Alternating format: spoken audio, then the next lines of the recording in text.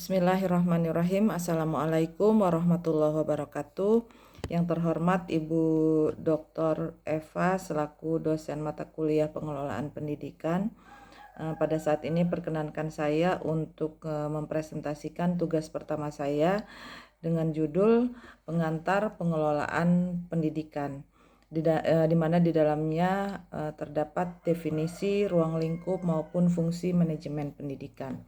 Sebelum masuk ke fungsi dan ruang lingkup manajemen pendidikan, ada baiknya mengetahui dulu apa itu definisi manajemen pendidikan.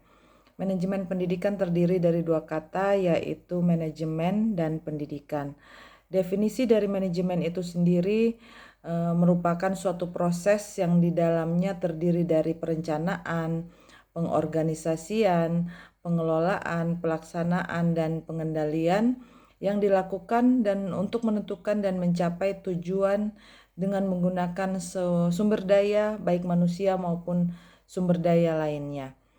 Sedangkan definisi pendidikan merupakan suatu proses pembelajaran yang bertujuan untuk mengembangkan potensi individu melalui kegiatan pengajaran, pembinaan, pelatihan, pengalaman, guna membangun kepribadian, kecerdasan, keterampilan, dan karakter yang berdasarkan nilai-nilai budaya dan tujuan kehidupan bermasyarakat.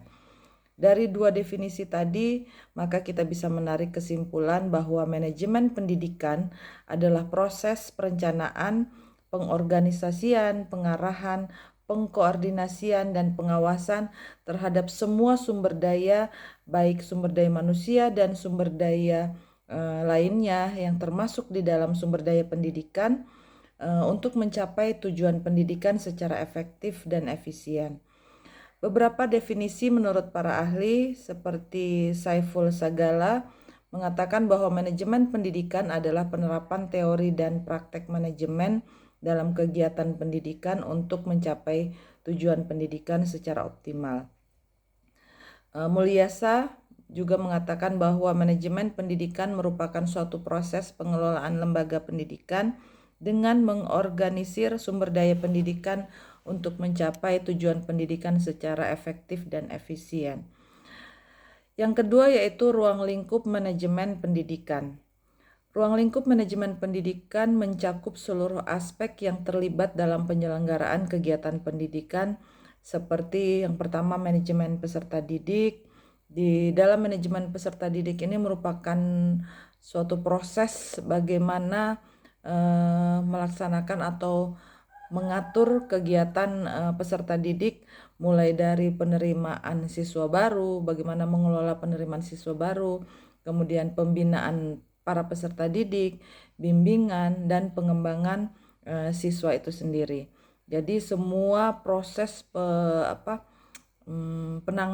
penanganan peserta didik atau siswa itu masuk di dalam manajemen peserta didik. Yang kedua, manajemen kurikulum dan pembelajaran. Di dalam manajemen kurikulum dan pembelajaran ini dilaksanakan proses merancang, melaksanakan, mengevaluasi kurikulum dan proses pembelajaran. Jadi bagian kurikulum itu biasanya mengatur bagaimana proses pelaksanaan kurikulum, mulai dari pengaturan jadwal pembelajaran, kemudian penerapan kurikulum terhadap guru, apa saja yang harus disiapkan, itu tugasnya dari manajemen kurikulum dan pembelajaran. Kemudian yang ketiga, manajemen pendidik dan tenaga kependidikan. Di dalam hal ini termasuk rekrutmen pendidik dan tenaga kependidikan, pembinaan, pengembangan, dan evaluasi guru dan staf pendidik lainnya, di mana di dalamnya diusahakan untuk bagaimana pendidik dan tenaga kependidikan itu berkarya atau berpotensi untuk mendukung semua kegiatan proses belajar mengajar. Yang keempat, manajemen sarana dan prasarana pendidikan.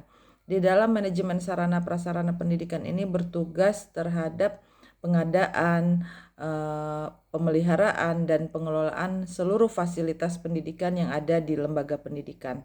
Contohnya bangunan, kemudian sarana meja tulis, kursi, semua yang ada sebagai sarana yang mendukung kegiatan belajar mengajar. Kemudian yang berikut adalah manajemen hubungan masyarakat atau humas. Dalam manajemen hubungan masyarakat atau humas ini mengelola semua hubungan antar sekolah dengan pihak luar, seperti contohnya orang tua ataupun lembaga-lembaga lain yang ada kaitannya dengan sekolah, masyarakat, dunia industri dan dunia usaha, serta dengan pemerintah.